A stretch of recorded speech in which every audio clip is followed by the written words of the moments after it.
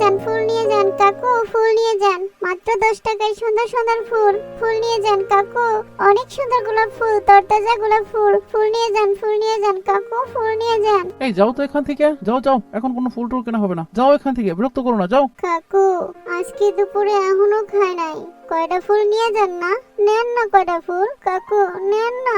আমি আর আমার বাবা যে না খেয়ে আছি, কয়টা ফুল নেন না কাকু, নেন না কয়টা ফুল। এই যা তো এখান থেকে, যা বলছি। যত সব ধান্দাবাজি বলপান, কই থেকে যে এগুলো আসে।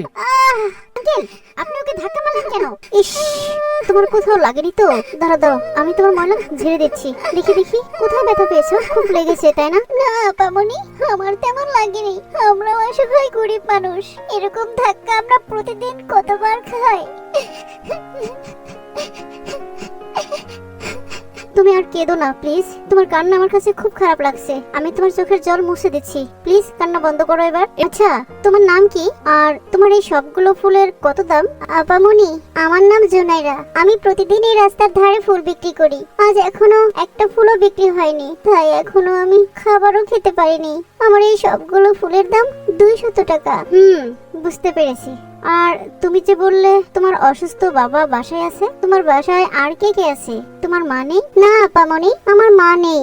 ও আচ্ছা আচ্ছা ঠিক আছে, এই নাও 500 টাকা, আর তোমার সবগুলো ফুল আমাকে দিয়ে দাও। 500 টাকা? আপামনি আমার কাছে তো ভাঙতি নেই। ভাঙতি দিতে হবে না, তুমি পুরো টাকাটাই রেখে দাও, আমি তোমাকে খুশি হয়ে দিচ্ছি। 200 টাকা তোমার ফুলের দাম, আর বাকি 300 টাকা আমি তোমাকে পেট ভরে খাবার খাওয়ার জন্য দিচ্ছি। তুমি এবং তোমার বাবা আজ ভালো কিছু খেয়ে নিও। সত্যি আপা, আপনি অনেক ভালো মানুষ। এই নিন ফুল, আমি এখন যাই।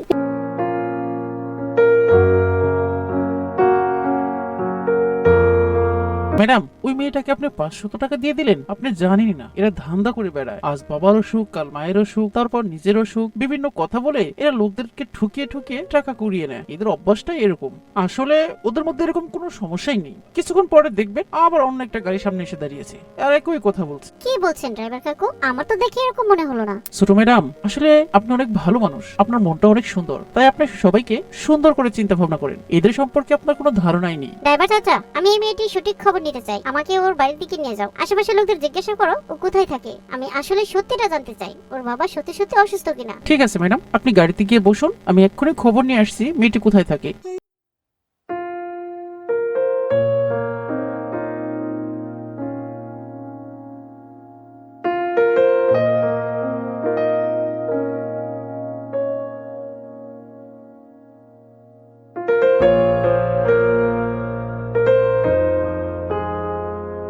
ম্যাডাম, মেয়েটার বাড়ি নাকি এই রাস্তা দিয়ে একটু এগুলেই, কিন্তু সবাই মেয়েটাকেই চিনে, কিন্তু মেয়ের বাবাকে কেউ চিনে না। ওই মেয়েটা নাকি বেশ কয়েকদিন যাবত এখানে ফুল বিক্রি করছে, আগে ছিল না। দেখেছেন তো ম্যাডাম, বলেছিলাম না এরা ধান্দাবাজি। না হলে ওর বাবাকে এখানকার মানুষ চিনবে না কেন?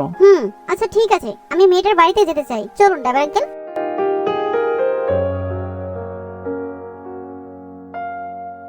বাবা খাবারটুকু খেয়ে নাও, তারপরে ওষুধ খেতে হবে। দেখো আজ তোমার জন্য কত ভালো খাবার এনেছি আমি, খাও বাবা, উঠো।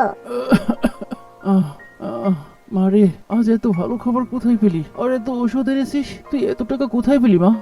জানো বাবা, আজ এক ফেরেশতার মতো মানুষের সাথে আমার দেখা হয়েছিল, এক আপামনি। উনি খুব ভালো মানুষ, আমাকে 500 টাকা দিয়েছেন। আমার সবগুলো ফুলের দাম 200 টাকা ছিল, অথচ উনি আমাকে 500 টাকা দিয়েছেন। উনি খুব ভালো আপা।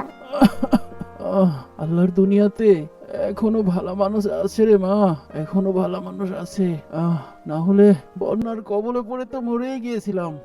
বাড়ি হারালাম, ঘর হারালাম, সবই তো পদ্মার খাঙে হারিয়ে ফেলাম। এখানে এসে কোনো রকমে থাকতে পারছি, এটাই তো আল্লাহর কাছে লাখ লাখ শুকরিয়া।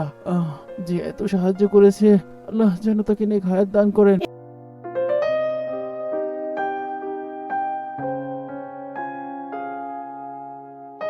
দেখেছেন ড্রাইভার কাকু, মেয়েটা সত্যি কত অসহায়। বন্যায় ওদের ঘর বাড়ি সবকিছু হারিয়ে এখানে আশ্রয় নিয়ে আছে, আর আপনি ওর প্রতি এমন জুলুম করছেন। ও একটা ফুল বিক্রি করার জন্য আপনাকে অনুরোধ করছিল, আপনি ওর প্রতি জুলুম করে ওকে ধাক্কা মারি ফেলে দিলেন। আপনি জানেন রাসূল পাক সাল্লাল্লাহু আলাইহি ওয়াসাল্লাম বলেছেন, ইত্তাকি দাওয়াতাল মাজলুমি, ফাইন্নাহা লাইসা বাইনাহা ওয়া বাইনাল্লাহি হিজাবুন, যার অর্থ হচ্ছে মজলুমের বদদোয়া থেকে বেঁচে থাকো, কারণ তার ও আল্লাহর মাঝে কোনো পর্দা থাকে না। আপনার এমন ব্যবহারে মেয়েটি যদি আল্লাহর কাছে আপনার জন্য বদদোয়া করতো তাহলে আপনি কত বড় পাপী হয়ে যেতেন, একবার ভাবুন। ম্যাডাম আসলে আমি ধারণা করেছিলাম। থামুন ড্রাইভার কাকা, আপনি কি ধারণা করেছিলেন? আপনি কি এটাও জানেন না রাসূল পাক সাল্লাল্লাহু আলাইহি ওয়াসাল্লাম বলেছেন, ইয়াকুম ওয়া জান্নাহ ফাইন্নাজ জান্নাহ আকযাবুল হাদিসি, যার অর্থ হচ্ছে খারাপ ধারণা থেকে বেঁচে থাকো, নিশ্চয়ই খারাপ ধারণা সবচেয়ে বড় মিথ্যা। ম্যাডাম আমাকে আপনি ক্ষমা করে দিন। আসলে আমি আমার ভুল বুঝতে পেরেছি, আমার খুব বড় ভুল হয়েছে। আমি আর এমন ধারণা কারো প্রতি কখনোই করব না। এবারের মতো আমাকে ক্ষমা করে দিন।